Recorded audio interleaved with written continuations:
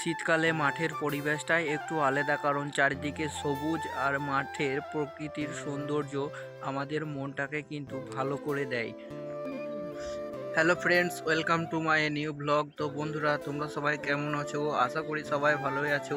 এখন শীতকাল চলছে, তাই ভাবলাম আজকে তোমাদেরকে একটু আমাদের মাঠে থেকে ঘুরিয়ে নিয়ে আসি।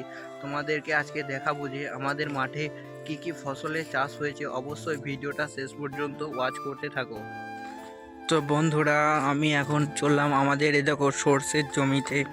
দেখতে পাচ্ছ বিকালবেলাতে সূর্য অস্ত যাওয়ার সময় সর্ষে কত সুন্দর চাষ হয়েছে।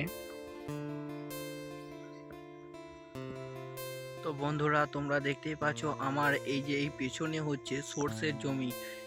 এই সর্ষে শীতকালে খুব ভালো চাষ হয়। এই সর্ষে থেকেই তেল বের হয় এবং যেই তেলটা আমরা রান্নার কাজে ব্যবহার করে থাকি। তো বন্ধুরা, আমি এখন আছি আমাদের এই আলুর জমিতে। তোমরা দেখতেই পাচ্ছ শীতকালে একটা গুরুত্বপূর্ণ ফসল হলো এই আলু। আর এই আলু ঠিক কয়েক মাস পরই জমি থেকে কিন্তু উঠে যাবে। তো তোমাদেরকে অবশ্যই আমাদের পুরো আলুর জমিটাকে একবার ঘুরে দেখায়, অবশ্যই দেখো।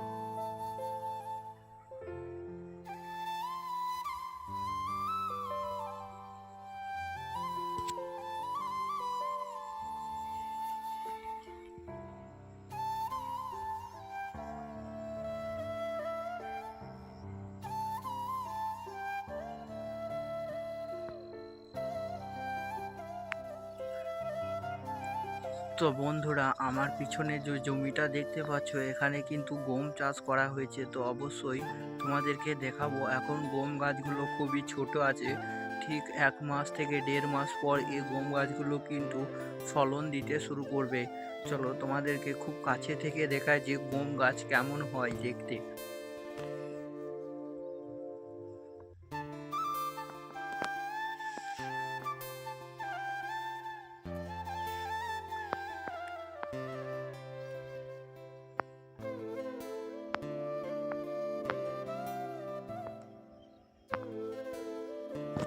তো আমার প্রিয় বন্ধুরা, ভিডিওটা শেষ করার আগে তোমাদেরকে বলি যে আজকে আমি তোমাদেরকে দেখালাম সর্ষে চাষ, আলু চাষ এবং গম চাষ।